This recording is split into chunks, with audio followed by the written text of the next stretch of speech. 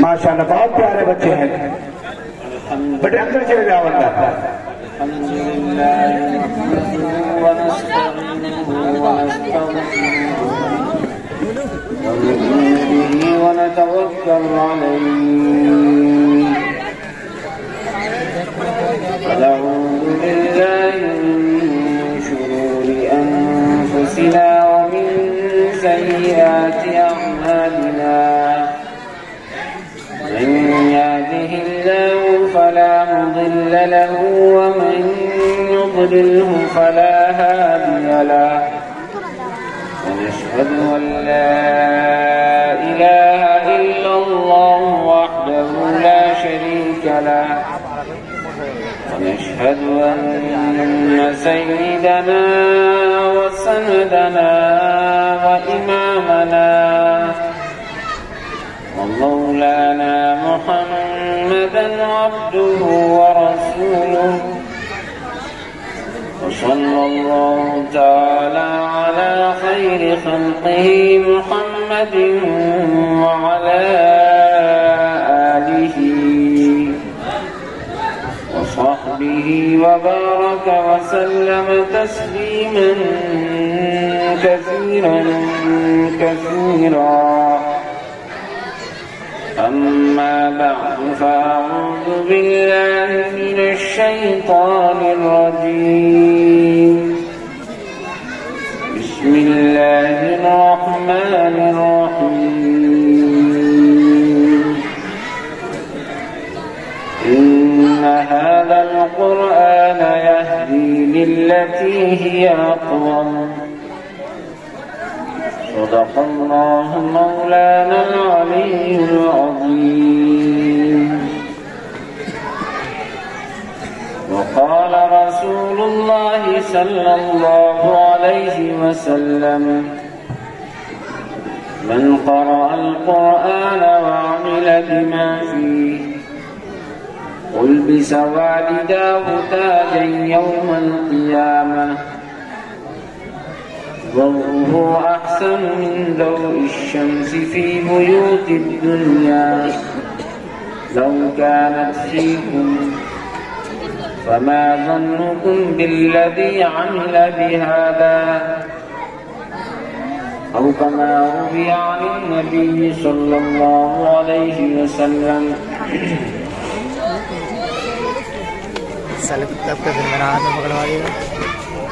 Stage پر رونق افروز معزز حضرات، علماء اکرام، سامنے بیٹھے ہوئے تمام ہی معزز حاضرین گرامی قدر،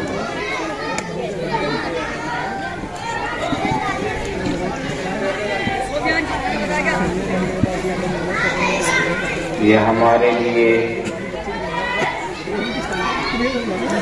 اس ادارے کے لیے اور اس بستی کے لیے انتہائی خوشی کا موقع ہے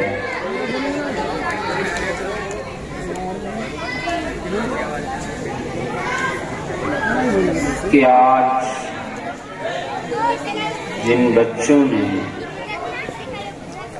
اس ادارے میں، اس مدرسے میں رہ کر قرآن کریم کو حفظ کیا، اسے یاد کیا، اسے اپنے سینے میں جگہ دی، وہ حافظ قرآن بن گئے. آج کا یہ اجلاس انہی طلباء اور انہی بچوں کی نسبت سے منعقد کیا گیا ہے، اور حقیقت میں آج یہ جلسہ انہی طلباء کی عزت افزائی اور حوصلہ افزائی کے لیے یہ جلسہ منعقد کیا گیا ہے.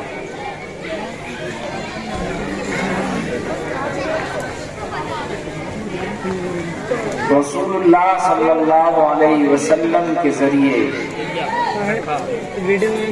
اللہ تعالیٰ نے پوری امت کے لیے یہ پیغام دلوایا کہ جس طرح آج اس کی ایک جھلک، ایک نمونہ آپ حضرات دیکھ رہے ہیں، بھئی یہ جو مجمع میں اتھل پتھل ہو رہی ہے، یہ لوگ چل رہے ہیں، بیٹھ جائیں، اور جو حضرات پیچھے بیٹھے ہوئے ہیں، میری گزارش ان سے یہ ہے کہ آگے کی جگہ خالی ہے، شاید اسے بھر لیں اور بجائے وہاں پیچھے بیٹھنے کے آگے آ جائیں، کرسیاں لے آئیں اور یہاں سامنے بیٹھ جائیں، پیچھے والے یہ آپ لوگ آگے آ جائیں، کرسی لے آئیں آگے، ہاں کرسی لے آؤ، آگے آ جاؤ، آگے آ جاؤ، ہاں اور پیچھے والے حضرات بھی آگے آ جائیں۔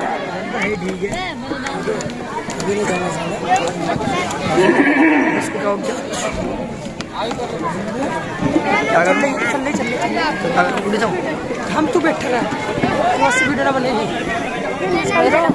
چلو بھائی بیٹھے رہے ہیں میرا دوست نا۔ ضابطہ یہ ہے، اس میں بھی آتا ہے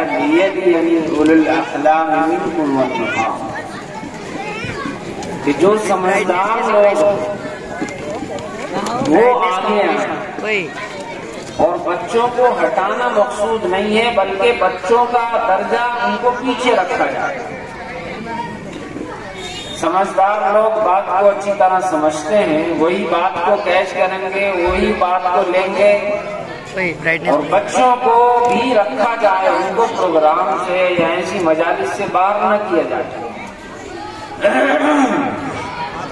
ماشاءاللہ دیکھیے آپ حضرات نے، اللہ نے آپ کو یہ صلاحیت دی ہے کہ ایک ہی آواز پر آپ حضرات آگے آ گئے۔ اللہ رب العزت آپ کے اس عمل کو اور اس جذبے جانسپاری کو قبول فرمائے۔ میں عرض یہ کر رہا تھا کہ میدان محشر ہوگا،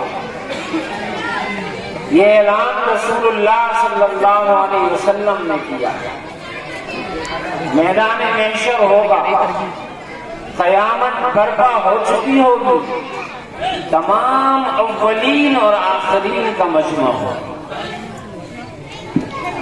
حضرت آدم علیہ السلام سے لے کر قیامت تک آنے والے تمام انسان اس مجمع میں جمع ہوں گے، تمام مرد اور عورتیں وہاں موجود ہوں گے، اور اس پورے مجمع کے سامنے کچھ لوگوں کو بلایا جائے گا کہ ان کی عزت افزائی کی جائے، ان کے سروں پر عزت کا تاج رکھا جائے۔ کیا منظر ہوگا، اور وہ مجمع جہاں تمام اولین اور آخرین جمع ہوں گے، آدم علیہ السلام سے لے کر قیامت تک آنے والے تمام مرد اور عورتیں وہاں موجود ہوں گے۔ اس عزت افزائی کو، اس حوصلہ افزائی کو اس طرح دیکھیں گے جس طرح ہم دنیا میں رہتے ہوئے چاند اور سورج کو دیکھتے ہیں۔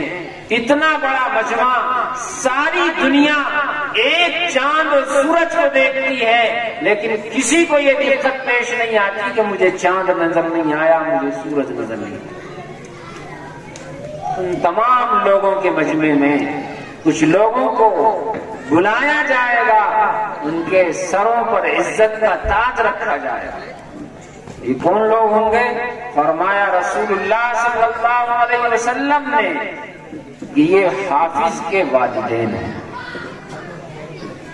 جس نے قرآن یاد کیا، قرآن پڑھا، قرآن پر عمل کیا، قرآن کے احکامات کو اپنی زندگی میں اتارا، اس کا کیا اعزاز ہوگا وہ تو الگ ہے، اس کے والدین کا اعزاز یہ ہوگا البس والداہ تاجا یوم القیامہ۔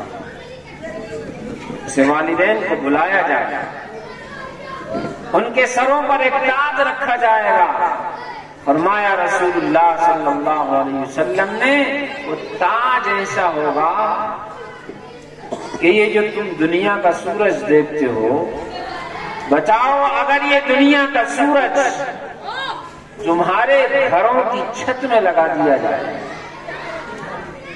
تمہارے آنگن میں لگا دیا جائے، تمہارے کمرے کی چھت میں لگا دیا جائے، تو کیا عالم ہوگا اس کی چمک اور دمک۔ حضور علیہ الصلوۃ والسلام نے فرمایا وہ سورج جو تمہارے گھروں کی چھت میں لگا دیا جائے، والدین کا تاج، اس کی چمک اور دمک، اس کی تابانی وہ سورج سے بھی زیادہ حسین ہے۔ حضور علیہ الصلوۃ والسلام نے فرمایا کہ اس تاج کی روشنی، اس کی چمک اور دمک سورج سے زیادہ حسین ہے۔ سورج کو دیکھنا مشکل ہوتا ہے، چند سیکنڈ سورج کو دیکھنا مشکل ہوتا ہے، آنکھیں چکا چوند ہو جاتی ہیں، آنکھیں خیرہ ہو جاتی ہیں، نگاہیں پلٹ آتی ہیں، سورج کو دیکھنا مشکل ہوتا ہے۔ لیکن وہ تاج جو والدین کو پہنایا جائے گا، فرمایا اس کی تابانی، اس کی روشنی، اس کا حسن قابل دید ہوگا، اسے آدمی دیکھے گا تو دیکھتا ہی رہ جائے گا، اسے دیکھے گا تو دیکھتا ہی رہ جائے گا۔ اس لیے حضور نے یہ نہیں فرمایا اس کی روشنی سورج کی روشنی سے زیادہ ہوگی، بلکہ فرمایا اس کی چمک اور دمک سورج کی روشنی سے زیادہ حسین اور خوبصورت ہوگی۔ کیا منظر ہوگا وہ؟ آج دنیا کے چھوٹے سے مجمع میں اگر کسی کی عزت افزائی کر دی جائے تو وہ بھولا نہ سمائے، وہاں عزت افزائی کرنے والا احکم الحاکمین، عزت کا تاج پہنانے والا وہ خود ہوگا جس نے یہ کتاب اتاری۔ بڑے خوش نصیب ہیں وہ والدین جن کے بچوں نے قرآن کریم آج حفظ کیا ہے، اپنے سینے میں اتارا ہے۔ انتہائی خوش نصیب ہیں وہ والدین، اور انتہائی خوش نصیب ہیں ان کے وہ اعزاء اور اقربا، ان کے وہ رشتہ دار، ان سے محبت رکھنے والے جو ان طلباء سے محبت رکھتے ہیں، اس لیے کہ رسول اللہ صلی اللہ علیہ وسلم نے یہ بھی ارشاد فرمایا ہے ان بچوں کا اعزاز جو ہوگا وہ تو ہوگا، لیکن ایک اعزاز یہ بھی ہوگا کہ اللہ فرمائے گا دیکھو جن کو ہم نے جہنم میں جانے کا فیصلہ کر لیا ہے، جاؤ ہم تمہیں یہ اعزاز دیتے ہیں، تم جن 10 لوگوں کو کہو گے ہم تمہاری سفارش کی بنیاد پر ان کو جہنم سے بری دیں گے۔ اب سفارش کس بنیاد پر ہوگی؟ سفارش محض اس بنیاد پر نہیں کرے گا کوئی کہ یہ میرے خاندان کا ہے، سفارش ہوگی اس بنیاد پر کہ میرا ان سے تعلق تھا، یہ مجھ سے محبت رکھتے تھے، یہ مجھ سے بہت زیادہ تعلق رکھتے تھے۔ جس سے آدمی کو تعلق ہوتا ہے، جس سے محبت ہوتی ہے، اس محبت کی بنیاد پر آدمی سفارش کرتا ہے۔ یہ اللہ فلاں کو فلاں کو فلاں کو فلاں کو فلاں کو فلاں کو آپ جو ہے جہنم سے آزاد کرتے ہیں۔ انتہائی خوش نصیب ہیں وہ لوگ بھی جو ان سے محبت کرنے والے ہیں، انتہائی مبارک بادی کے مستحق ہیں وہ حضرات جنہوں نے اس ادارے میں، اس مدرسے میں ان بچوں کی تعلیم و تربیت کے لیے ایک اچھا انتظام مہیا کیا، اساتذہ کو رکھا، تمام ضرورتوں کو پورا کیا، اور انتہائی مبارک بادی کے مستحق ہیں وہ استاد محترم جنہوں نے اپنا خون جگر پلایا اور ان بچوں کو قرآن کریم حفظ کرایا۔ اب یہ بچے قرآن اپنے سینے میں محفوظ کر چکے ہیں، لیکن ابھی سفر ختم نہیں ہوا۔ ان کا اعزاز یہ ہے، لیکن اعزاز کی بنیاد رسول اللہ نے یہ بیان فرمائی ہے، من قرأ القرآن وعمل بما فیہ، جو قرآن کو پڑھے اور قرآن کی تعلیمات پر عمل بھی کرے تو اس کے والدین کو اس اعزاز سے نوازا جائے گا۔ اور آخر میں رسول اللہ صلی اللہ علیہ وسلم نے ارشاد فرمایا، فما ظنکم بالذی عمل بہذا، پھر بچاؤ تمہارا کیا خیال ہے اس کے بارے میں جس نے قرآن خود یاد کیا ہے، اس کا کیا مقام ہے؟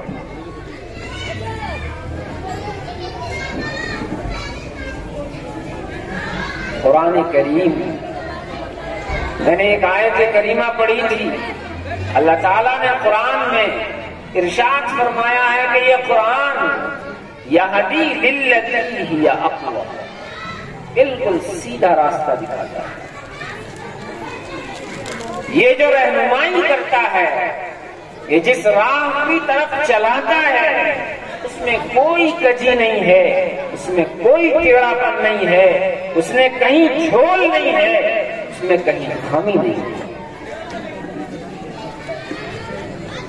آج ضرورت ہے اس بات کی، اور شدید ضرورت ہے، انتہائی شدید ضرورت ہے کہ ہم قرآنی نظام کو اپنی زندگی میں لائیں۔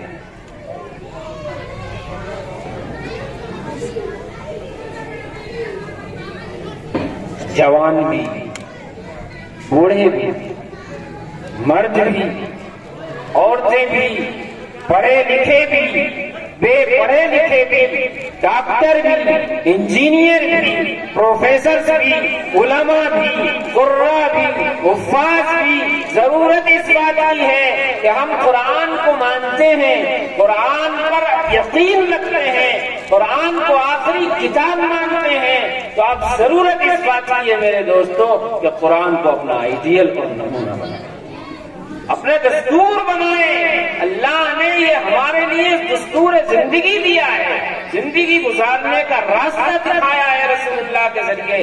اب ضرورت اس بات کی ہے کہ عملی طور پر ہم اس کو اپنے لیے دستور حیات بنا لیں۔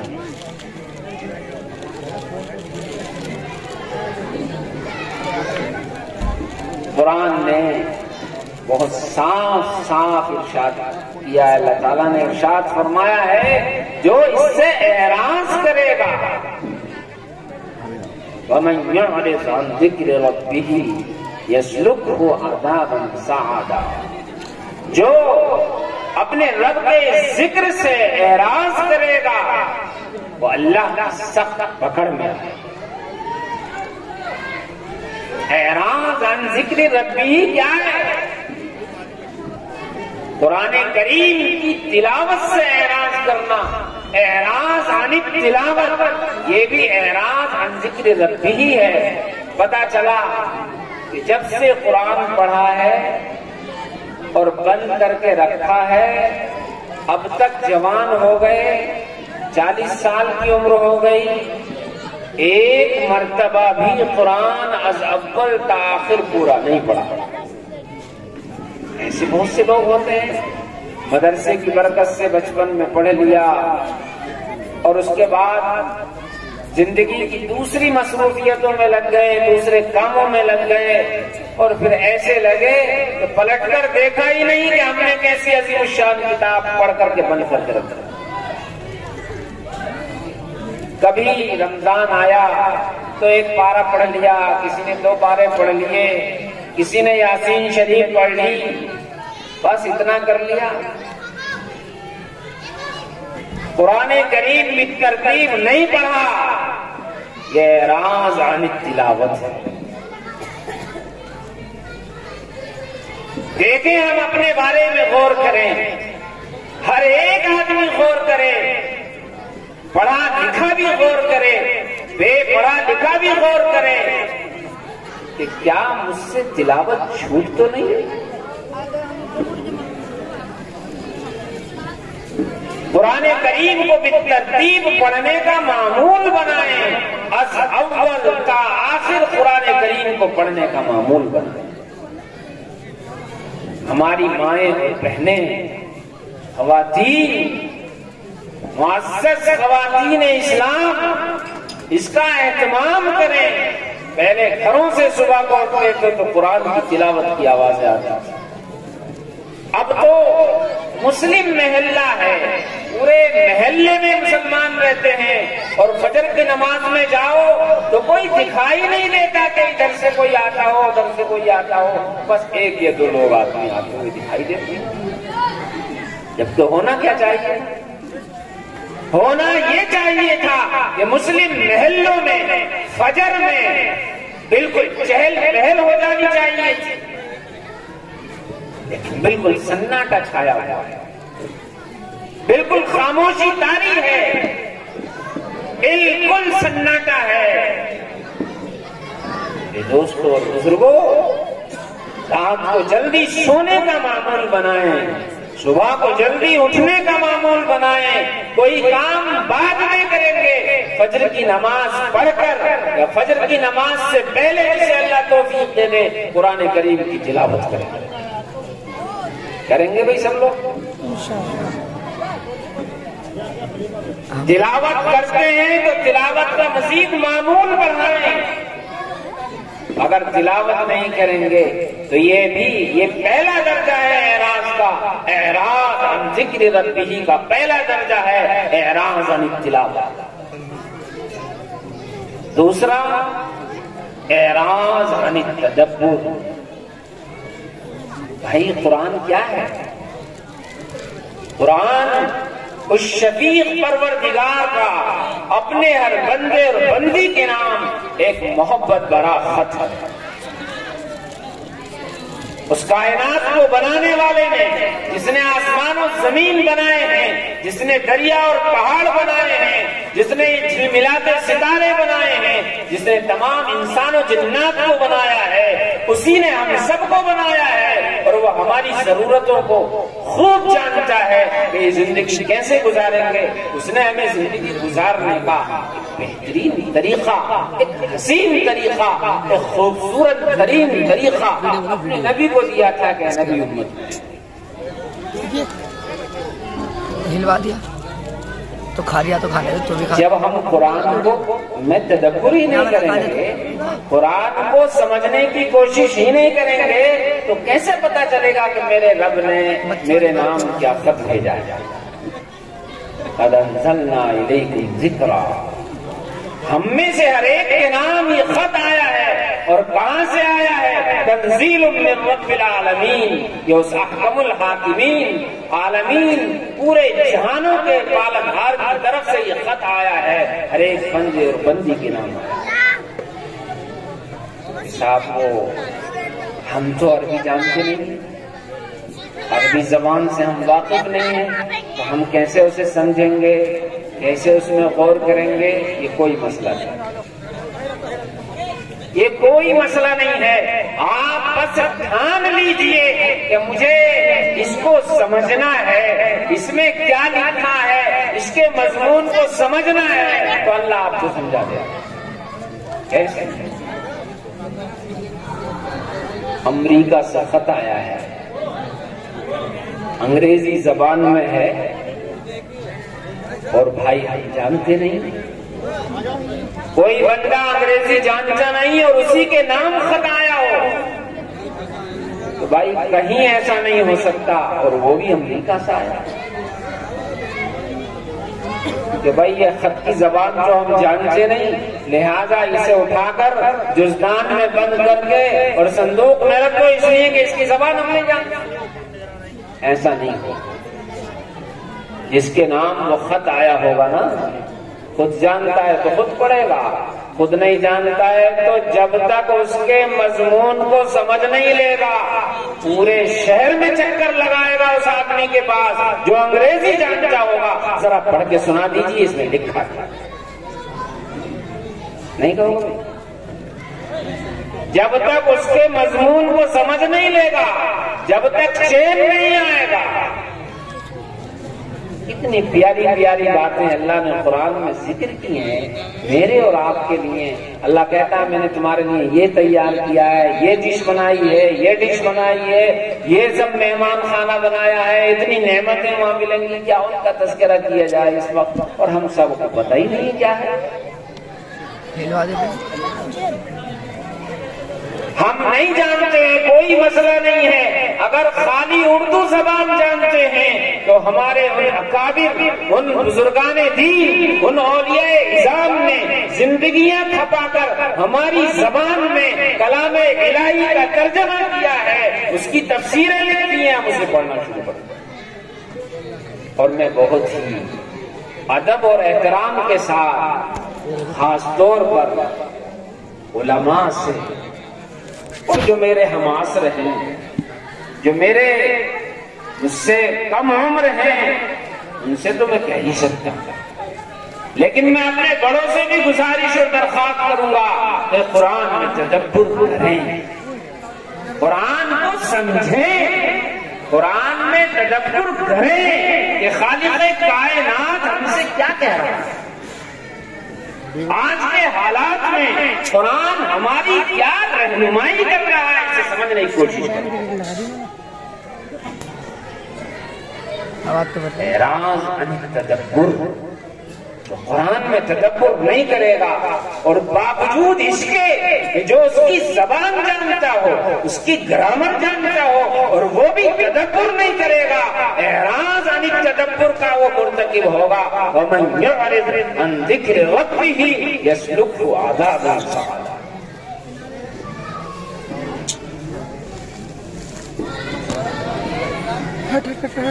قرآن میں تدبر کرے. جو حضرات اردو جانتے ہیں, ایک خاتون تھی, ان کے سمجھنے کا انداز عجیب و غریب, اللہ والی. شاید کسی کے ذہن میں یہ بات اتر جائے اس لیے عرض کر رہا ہوں. وہ کوئی عالمہ نہیں تھی, کوئی فاضلہ نہیں تھی, صرف اردو زبان جانتی تھی, قرآن پڑھنا جانتی تھی.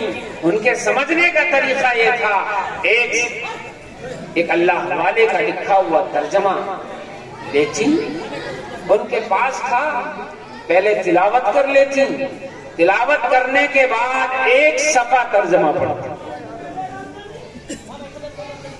اب اس میں آتا کہ اللہ تقوی والوں سے محبت کرتا ہے, ان اللہ یحب المتقین, اللہ تقوی والوں سے محبت کرتا ہے. تو وہ بندی اسی وقت کہتی ہے, اللہ میرے اندر تو تقوی نہیں ہے, تو مجھے تقوی عطا فرما, مجھے تقوی عطا فرما. قرآن میں آتا کہ اللہ رب العزت صفائی ستھرائی کرنے والوں کو محبوب رکھتا ہے. تو وہ کہتی ہے, اللہ مجھے صفائی ستھرائی میرے مزاج میں داخل کر دے, میری کمزوریوں کو دور فرما دے. قرآن میں آتا کہ اللہ تعالیٰ بغض و عداوت سے انتہائی نفرت کرتا ہے. وہ کہتی ہے, اللہ میرے سینے کو بغض و عداوت سے پاک کر دے. قرآن میں آتا کہ اللہ ظلم کو پسند نہیں کرتا, ظالم انتہائی بدترین انسان ہوتا ہے. وہ کہتی ہے, اللہ میرے اندر اگر ظلم کا مادہ ہے تو مجھے ظالم ہونے سے بچا. کیا سادہ سا انداز تھا اس اللہ کی بندی کا. بیان کرنے والوں نے بیان کیا ہے, لکھنے والوں نے لکھا ہے کہ بس یہ کہتی رہتی, آنکھوں سے آنسو ٹپ ٹپ گرتے رہتے, آنکھوں سے آنسو گرتے رہتے, یہاں تک کہ ایک نسخہ ان آنسوؤں کی وجہ سے گل گیا. دوسرا نسخہ لیا قرآن کریم کا دوسرا. ہاں ایک بات یاد رہے,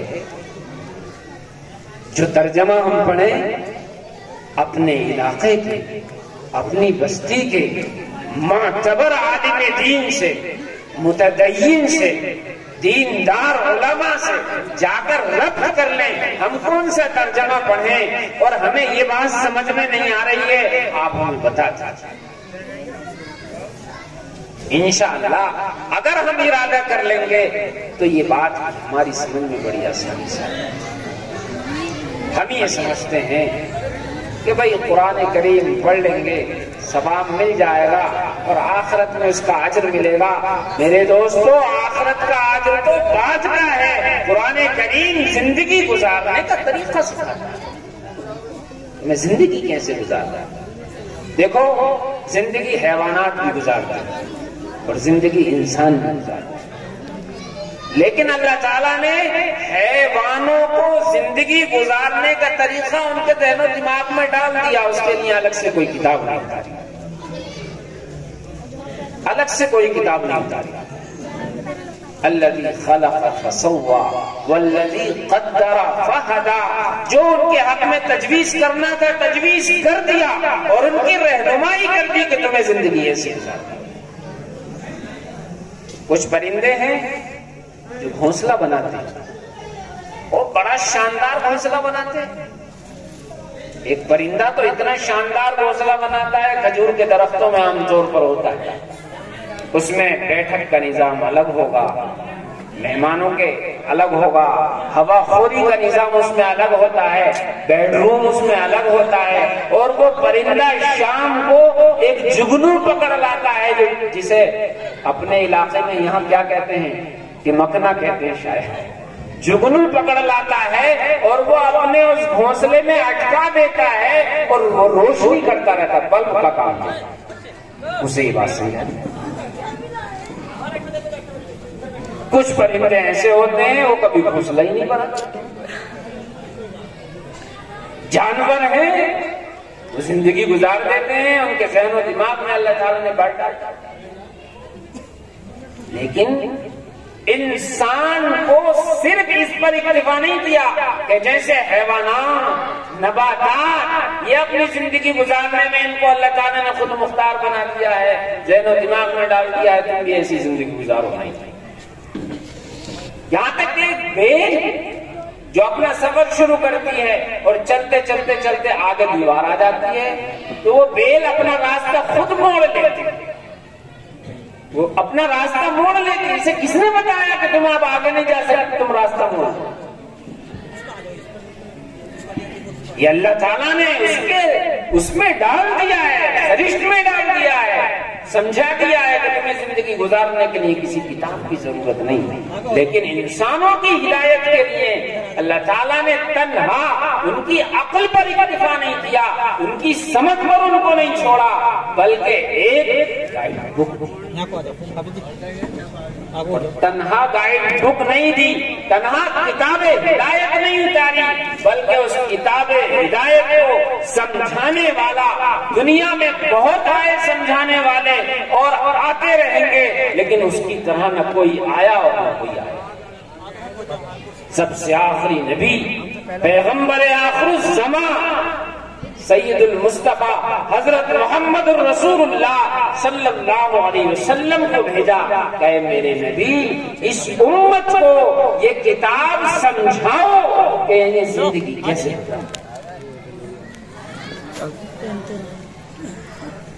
زندگی کیسے گزارتا۔ کوئی گوشہ ایسا نہیں ہے جس گوشے کی رہنمائی کی کتاب ہدایت،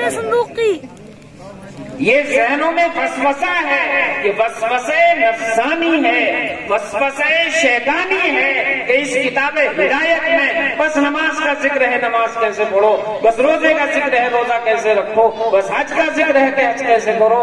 ان تمام چیزوں کے ساتھ ساتھ اس کتاب میں یہ بھی ہے کہ تمہیں صبح کیسے کرنی ہے، تمہیں شام کیسے کرنی ہے، تمہیں بزنس کیسے کرنی ہے، تمہیں معاملات کیسے کرنے ہیں، تمہیں شادی کیسے کرنی ہے، تمہیں لوگوں کے ساتھ کیسے برتاؤ کرنا ہے، یہ سب اس کتاب میں ہے،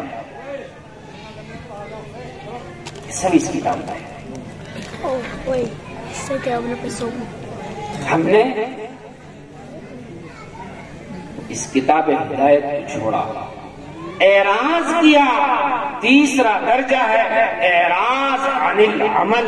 میں اسی کی طرف آ رہا ہوں کہ ہم نے اس کتاب سے اعراض کیا، عمل کے حوالے سے ہم نے اپنے آپ کو بالکل آزاد کر لیا کہ جو ہماری سمجھ میں آئے گا وہ ٹھیک ہے اور باقی اس کے علاوہ سب غلط ہے۔ کیسے پیسے بھائی اگر یہ ہوگا تو اللہ نے تو فرمایا ہے یسلکہ عذابا صعدا، سخت پکڑ آئی، یہ پکڑے آ رہی ہیں۔ ومن یظلم منکم نذقہ عذابا کبیرا، جو تم میں سے ظلم کرے گا ہم اس کو سخت عذاب کا مزہ چکھائیں۔ اللہ کا ایک قانون فطرت ہے، وہ نہیں بدلتا۔ قانون فطرت نہیں بدلتا کسی کے لیے۔ اگر قانون فطرت یہ ہے کہ کھانا آگ پر پکتا ہے تو وہ آگ پر پکے گا، پہلے بھی آگ پر پکتا تھا اور آج بھی آگ پر پکتا ہے اور کل بھی آگ پر پکتا ہے۔ قانون فطرت یہ ہے کہ اگر گڑ دودھ میں ڈالو گے تو دودھ میٹھا ہوگا، چائے جو ڈالے عبد الرحیم ڈالے گا تب بھی دودھ میٹھا ہوگا، اور کوئی رام لال ڈالے گا تب بھی دودھ میٹھا ہوگا۔ یہ قانون فطرت ہے۔ تو بھائی جو ظلم کرے گا، قانون فطرت ہے، وہ اللہ کی پکڑ سے بچے گا۔ ظلم کیا ہے؟ ظلم صرف یہ نہیں کسی کا مکان گرا دیا، کسی کو جان سے مار دیا، یہ بھی ظلم ہے، ناک مارنا۔ لیکن ظلم کہتے ہیں وضع الشیء فی غیر محلہ، کسی چیز کو اس کا حق نہ دینا، یہ ظلم ہے۔ صاحب حق کو اس کا حق نہ دینا یہ ظلم ہے۔ اور اللہ کا حق ہے، اللہ کو ایک مانا جائے، وہ یکتا ہے، وہ واحد ہے، اس کا کوئی شریک نہیں، اس کا کوئی مشیر نہیں، اس کا کوئی وزیر نہیں، وہ اکیلا ہے۔ اللہ کے ساتھ کسی کو شریک ٹھہرانا، قرآن کہتا ہے ان الشرک لظلم عظیم، یہ ظلم عظیم ہے۔ اللہ کو اللہ کا حق نہ دینا یہ ظلم ہے، مگر یہ ظلم اللہ کے اوپر نہیں ہے، یہ ظلم خود ہماری جانوں پر ہے۔ اس وقت ایک عجیب و غریب فضا ہے، لوگ شکوک و شبہات میں مبتلا ہیں، اللہ کے وعدوں میں شک ہے، اللہ کی یقین دہانیوں میں شک ہے، جو وعدے رسول اللہ نے کیے ہیں ان میں شک ہو گیا ہے کہ پتہ نہیں ان پہ عمل کریں گے تو نتیجے آئیں گے یا نہیں آئیں گے، پتہ نہیں جنت ہے بھی یا نہیں ہے، ارے دیکھا جائے گا، اس کے بعد دیکھا جائے گا، آپ کو جو سمجھ میں آیا ہے۔ یہ انتہائی احساس کمتری ہے، یہ انتہائی احساس کمتری کی علامت ہے۔ اور جب کوئی قوم احساس کمتری میں مبتلا ہو جاتی ہے وہ اپنا منشور چھوڑ دیتی ہے، اپنا نظام چھوڑ دیتی ہے، اپنا کلچر چھوڑ دیتی ہے، اور وہ غیروں کے کلچر کو اپناتی ہے۔ اس کی ایک موٹی سی مثال عرض کروں، معاشرے میں آپ بھی اس کا خوب ملاحظہ کرتے ہیں اور ہم بھی دیکھتے ہیں۔ ہیئر کٹنگ دیکھ لیجیے آپ، بالوں کا اسٹائل دیکھ لیجیے آپ، یہ احساس کمتری کی علامت ہے۔ اب سے 2-4-5 سال پہلے، 6-7 سال پہلے اگر یہ اسٹائل بالوں کا انسانی آبادی میں کوئی لے کر آ جاتا تو شاید لوگ یہ کہتے کہ اسے کسی مینٹل ہاسپٹل میں لے جاؤ، دماغ تھوڑا سا چل گیا، کیونکہ اس وقت رواج نہیں تھا اور اب سب پاگل ہو گئے۔ رسول اللہ کی سیرت میں، صحابہ کی سیرت میں یہ تو ملے گا کہ آپ نے پیون لگے ہوئے کپڑے پہنے ہیں، لیکن یہ کہیں نہیں ملے گا کہ آپ نے پھٹے ہوئے کپڑے پہنے ہیں۔ آپ معاشرے میں نظر ڈالیے، لوگ پھٹے ہوئے کپڑے پہنتے ہیں، شوق سے پہنتے ہیں۔ کیوں پہنتے ہیں؟ ہمیں پتہ نہیں کہ ہماری برین واشنگ کون کر رہا ہے، یہ ہمیں کون چلا رہا ہے، ہمیں یہ انسانیت کے دشمن ہیں جو ہمیں پھٹے ہوئے کپڑے پہنا رہے ہیں اور ہم بڑے شوق سے پہن رہے ہیں۔ یہ میں عرض یہ کر رہا تھا، یہ اعراض عن العمل ہے کہ ہم نے وہ طریقہ چھوڑا، قد انزلنا علیکم لباسا یواری سوآتکم وریشا، اللہ نے لباس اتارا تاکہ ستر چھپاؤ، اللہ نے لباس اتارا تاکہ تم زینت حاصل کرو، اور ہمارا لباس ہماری ستر پوشی نہ کر سکے۔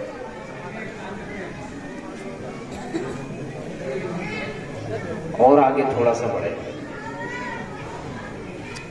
وہ سماج، وہ معاشرہ، وہ سوسائٹی کبھی ترقی نہیں کر سکتی جو اپنے پیسے کا صحیح استعمال نہ سیکھ سکے۔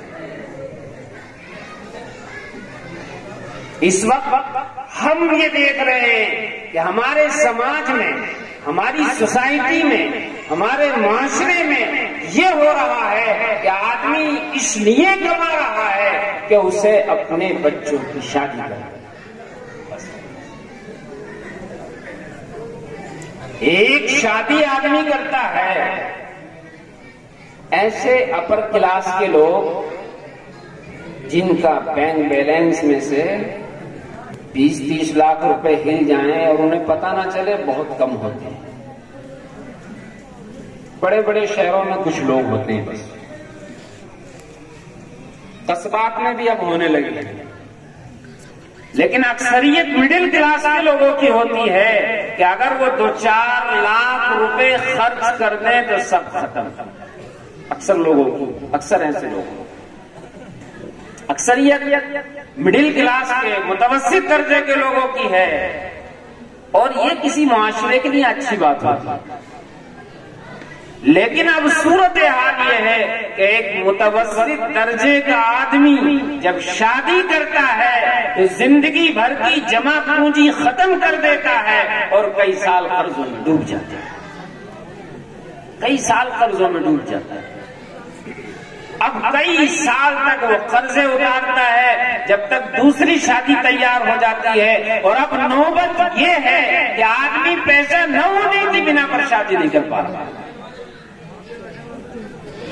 شادی ضرورت زندگی ہے، مقصد زندگی نہیں ہے۔ زندگی کی ضرورت ہے، اس کو پورا کیا جائے گا۔ رسول اللہ کے طریقے پر آؤ، پتہ ہی نہیں چلے گا کہ شادی کیسے ہو گئی۔ حضرت علی رضی اللہ تعالیٰ عنہ کے 31 بچے تھے، کوئی پریشانی نہیں۔ حضور نے اصول دیا، ان اعظم النکاح برکہ ایسرہ مؤونہ، بچاؤ سب سے زیادہ برکت والا نکاح کون سا ہے؟ فرمایا میرے آقا نے سب سے زیادہ برکت والا نکاح وہ ہے جو سب سے کم خرچ والا نکاح۔ اب تو عوام کیا خواص، کیا پڑھے لکھے، کیا بے پڑھے لکھے، وہ جو خیروں میں ہمیں چلن اور معاشرہ دے رکھا ہے اس میں ہم عزتیں ڈھونڈتے ہیں۔ قرآن کہتا ہے اَيَبْتَغُونَ عِندَهُمُ الْعِزَّةَ فَإِنَّ الْعِزَّةَ لِلَّهِ جَمِيعًا، تم ان کے پاس عزتیں تلاش کرتے ہو، عزت اللہ کے پاس۔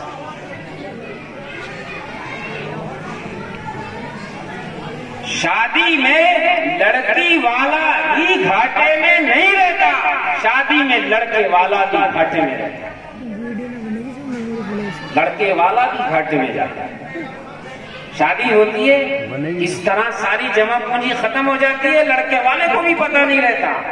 یہ کون سی عقل مندی ہے کہ سارا پیسہ، ساری جمع پونجی، ساری دھروہر ایک دن کے لیے لٹا دی جائے؟ کل کو کیسے بزنس کرے گا، کیسے کاروبار کرے گا، تقاضے آئیں گے ان کو کیسے پورا کرے گا؟ بچوں کی تعلیم و تربیت ہے، اپنا بزنس ہے، اپنا کاروبار ہے، سب تو نے شادی میں لگا دیا، یہ کون سی عقل مندی ہے؟ لیکن بھائی اب یہ چیز جلسے اور جلوس سے قابو میں آنے والی نہیں ہے۔ بستی کے ذمہ داران، سمجھدار، پڑھے لکھے، سماجی اور سیاسی اور معاشرے میں ایک پہچان رکھنے والے لوگوں کو آگے آنا پڑے گا کہ ہم مالدار صحیح لیکن ہم اپنے خرچ کم کریں گے، ہم آگے آئیں گے، حد ہو گئی، ہماری احساس کمتری کی، ہماری پست ذہنیت کی، مانسکتا کی حد ہو گئی کہ خیروں نے کہا تمہیں کھڑے ہو کر کے کھانا ہے تو ہم کھڑے ہو کے کھانے لگے۔ اب ہمیں بیٹھ کر کھانے میں پریشانیاں آتی ہیں، الجھنیں آتی ہیں، دقتیں آتی ہیں کہ بس آپ کرسیوں کا نظم نہیں ہے، ہم کھانا کیسے کھلائیں گے، ہمارے 20 کھانے ہیں ٹیبل پر کیسے پہنچائیں گے۔ ارے بھائی، کس حکیم نے بتایا ہے کہ 20 کھانے بتاؤ؟ اتنے بناؤ جتنے کھلا سکو عزت کے ساتھ۔ ساری وہ چیزیں ہیں میرے دوستوں اور بزرگوں کہ ہم نے قرآن کو چھوڑا، اعراض عن العمل، تو ہم نہ جانے کہاں کہاں بہتے چلے گئے۔ اور یاد رکھو، میں اپنی بات آخری کہہ کر رخصت ہو رہا ہوں۔ ابھی ہمارے موقر مہمان حضرت مولانا مفتی محمد توحید صاحب کا پرمغز خطاب ہوگا۔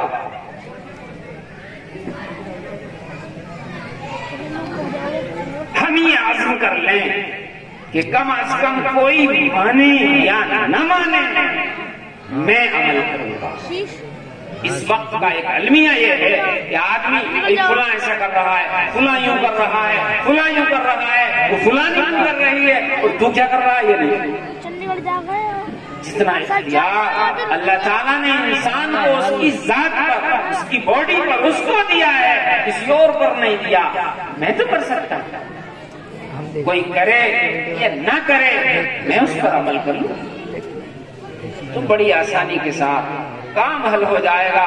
دیکھو، جب قوموں کا مزاج اتنا بگڑ جاتا ہے کہ وہ دین کی بات بھی وہی سننا گوارا کرتی ہیں جو انہیں اچھی لگے، اور جو باتیں مزاج کے خلاف ہوں وہ سننا گوارا نہیں کرتی، تو پھر حالات دوسرے آ جاتے ہیں۔